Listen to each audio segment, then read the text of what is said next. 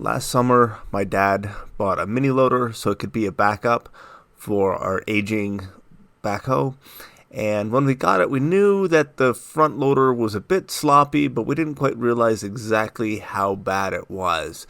So we got a pretty good deal on it, we thought, but as we looked into it, we realized that it was pretty darn worn out in front. We knew we needed to do some work to it, but we didn't realize how bad it actually was. The first major hint for how bad this was worn out was when we noticed that you could see the hole that the pin went through when the whole thing was all assembled.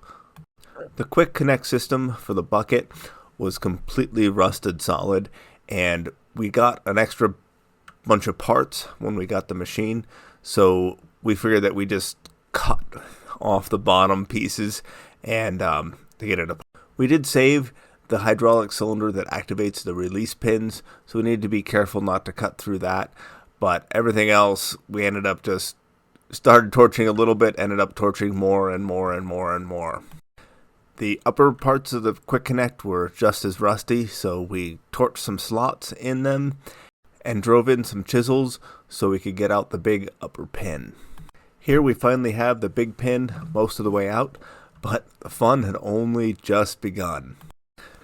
This machine had been used to plow snow, so unsurprisingly, everything was rusted solid. So to get the pins out, my dad welded on some nubs on the end of the pins, and then we heated them with a torch for a long time to get them hot enough. We tried it a few times, heating it up just, fairly hot, like 500-600 degrees, but it turned out that didn't work. So we heated it up to around 900 degrees. We actually had 2 propane torches and our big oxyacetylene torch going. The oxyacetylene torch, we will get a hot area, but the propane ones gave us, large area heat to keep everything nice and hot. So it took a long time, but we got the pins out. Having the nubs on the end of the pins worked fantastic. They took a lot of beating to get out. I was swinging a 16-pound sledge pretty much as hard as I could, and just going back and forth, gaining a tiny bit, oiling, moving back and forth. It took a really long time to get the pins out.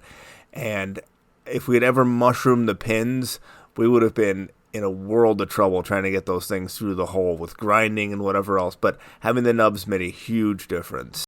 This is what the end of the link that rolls the bucket looked like. So kind of a potato-shaped hole rather than a round hole. So we're going to have to fix that. We've got a plan for how to fix it, but it's going to take a little while because we've got to do firewood and a bunch of other stuff, and this isn't really a huge priority right now. We did hire somebody to come in with a line boring machine and do the arms of the machine because those were pretty darn worn as well, and we didn't have a good way of fixing those ourselves. One other project we're working on right now that's taking priority is doing an engine swap for the firewood processor. We bought a giant air compressor with the same engine as our firewood processor, so we're going to do a swap. So stay tuned for that, and hope you subscribe.